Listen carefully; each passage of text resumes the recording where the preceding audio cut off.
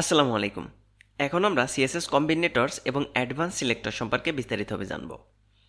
কম্বিনেটরস এবং advance selector সম্পর্কে আমাদের জানা প্রয়োজন, কারণ কম্বিনেটর এবং অ্যাডভান্স সিলেক্টর একটা পেজের যে কোনো ট্যাগকে সহজে সিলেক্ট করতে সাহায্য করে। সুতরাং আমরা যদি কম্বিনেটর এবং অ্যাডভান্স সিলেক্টর সম্পর্কে জানি, তাহলে আমরা সহজেই একটি পেজের যে কোনো ট্যাগকে সিলেক্ট করতে পারবো। তো কথা না বাড়িয়ে চলুন শুরু করা যাক। আমি ইতিমধ্যে কয়েকটি ডিভ এবং কয়েকটা পি ট্যাগ নিয়ে রাখছি। তো শুরু করার আগে আমাদের প্যারেন্টস, চাইল্ড এবং সিবলিং সম্পর্কে সঠিক ধারণা থাকতে হবে। তো সর্বপ্রথম আসি প্যারেন্টস এবং চাইল্ড। যদি কোনো ডিভের ভিতর আরেকটি ডিভ থাকে তাহলে সেটি হলো তার চাইল্ড। যেমন এই পি হলো এই বডির চাইল্ড, আবার এই পি হলো এই ডিভের চাইল্ড, আবার এই পি হলো এই ডিভের চাইল্ড। অর্থাৎ কোনো ট্যাগের ভিতর যখন আরেকটি ট্যাগ থাকে তখন সেই ট্যাগটি হলো তার চাইল্ড। আবার এই চাইল্ডের প্যারেন্টস হলো এই ডিভ। যেমন এই ডিভের সাধারণত তিনটি চাইল্ড আছে, এই পি ট্যাগ, ডিভ ট্যাগ এবং এই পি ট্যাগ। কিন্তু এই পি ট্যাগ কিন্তু এই ডিভের চাইল্ড না, কারণ এই পি ট্যাগটা হলো এই ডিভের চাইল্ডের চাইল্ড। তো আশা করি আপনারা প্যারেন্টস আর চাইল্ড সম্পর্কে বুঝতে পারছেন। যদি কোনো ট্যাগের ভিতর আরেকটি ট্যাগ থাকে তাহলে সেটি হলো তার চাইল্ড।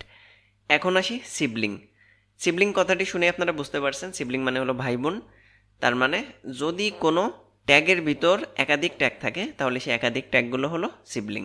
যেমন এই ডিভ ট্যাগের তিনটা চাইল্ড আছে, এই পি, ডিভ এবং এই পি। সুতরাং এই তিনটা হলো এর সিবলিং। আবার এই ডিভ ট্যাগের ভিতর একটাই ট্যাগ আছে পি, তাহলে এর কোনো সিবলিং নাই।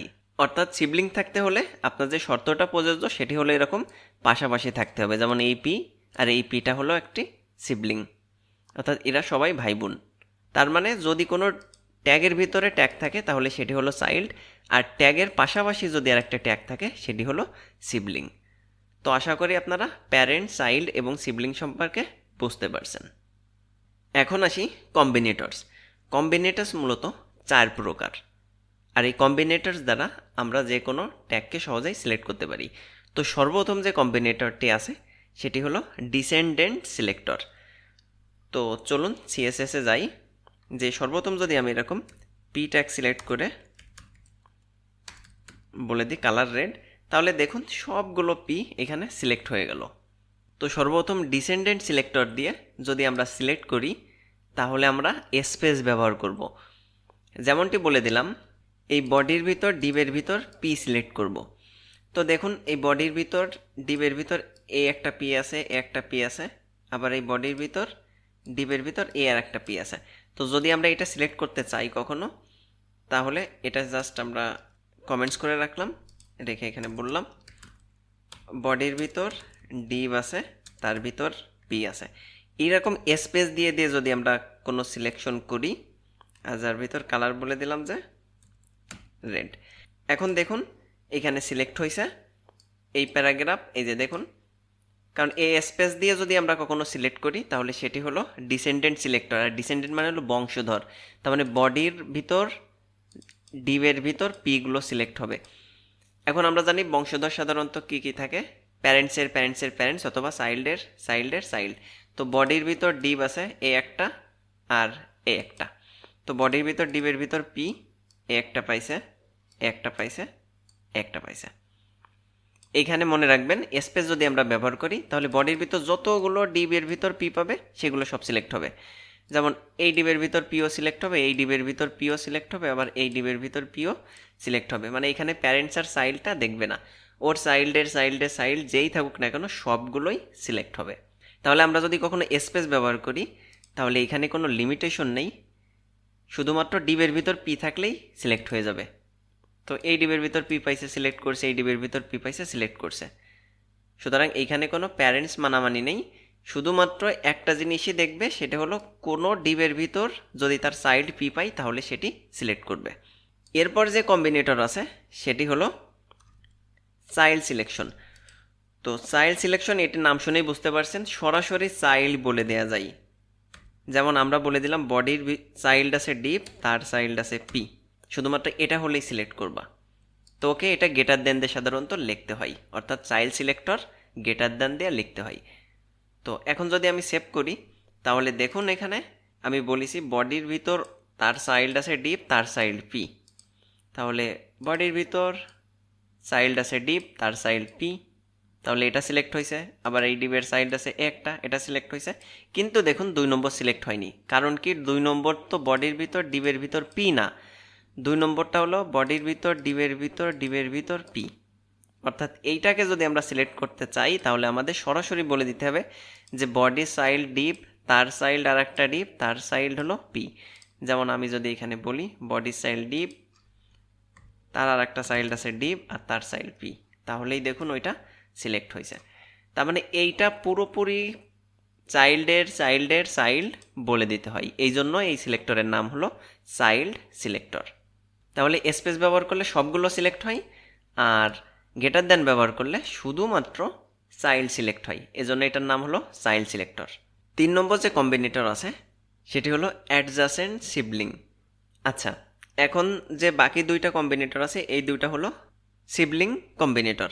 যেমন আমি এইটিকে এই মুহূর্তে কমেন্টস করে রাখলাম এবং কপি পেস্ট করে নিলাম, নিয়ে এখন বললাম যদি কোনো ডিভের অ্যাডজাসেন্ট পি থাকে, অ্যাডজাসেন্ট পি মানে কি, অ্যাডজাস্ট করা, ডিভের সাথেই যদি পি থাকে তাহলে শুধুমাত্র সেটি সিলেক্ট হবে। এখন যদি সেভ করি তাহলে দেখুন কোনটি কোনটি সিলেক্ট হয়েছে।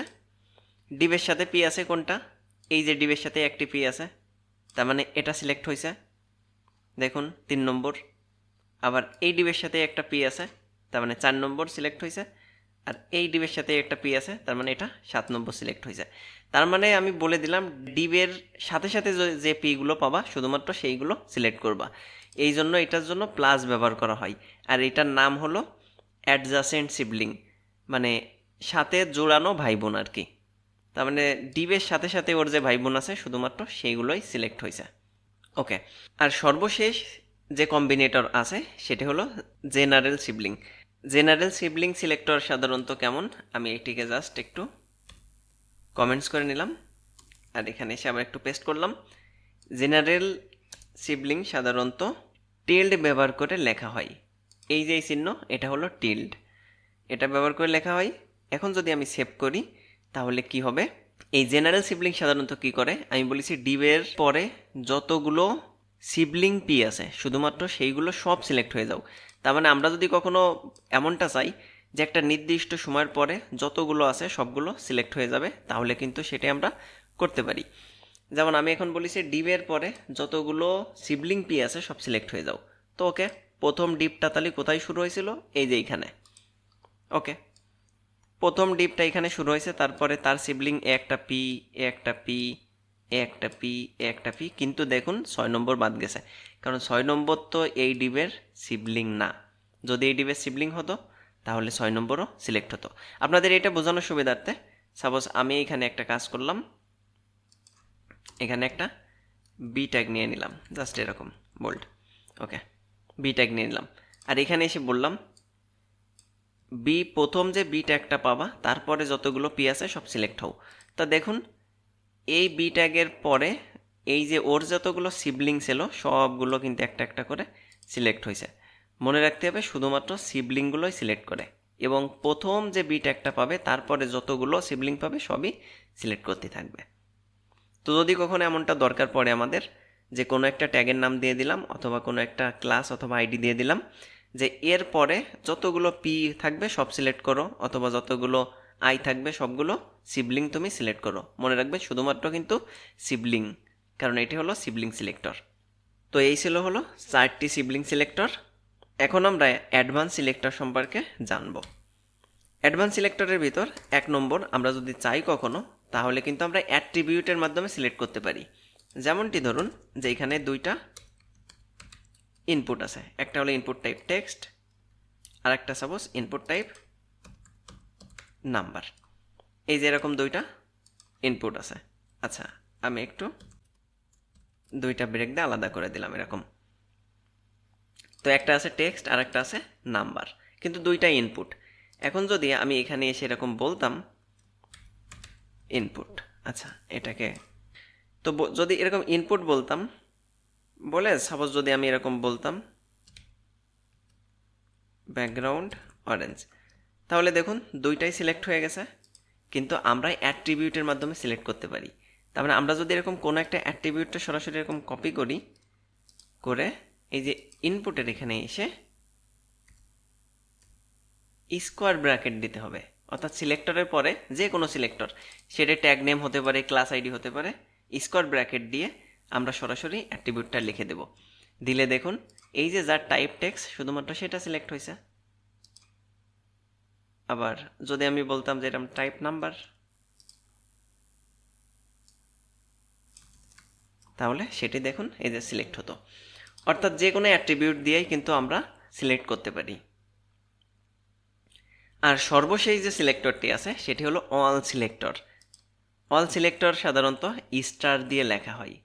আর আমরা যখন সিএসএস করব তখন অল সিলেক্টর যদি কখনো সিলেক্ট করার দরকার পড়ে, তাহলে কিন্তু আমরা অবশ্যই সেটি প্রথমে ব্যবহার করব। অল সিলেক্টর সাধারণত স্টার দিয়ে লেখা হয়, যার মানে এখানে যত ট্যাগ থাকবে সবাই সিলেক্ট হয়ে গেল। যেমন আমি যদি এরকম বলে দিই পেডিং টপ 10 পিক্সেল, দেখুন সবার আগে কিন্তু পেডিং হয়ে গেছে, যতগুলো ট্যাগ আছে সবার আগেই কিন্তু পেডিং হয়ে গেছে।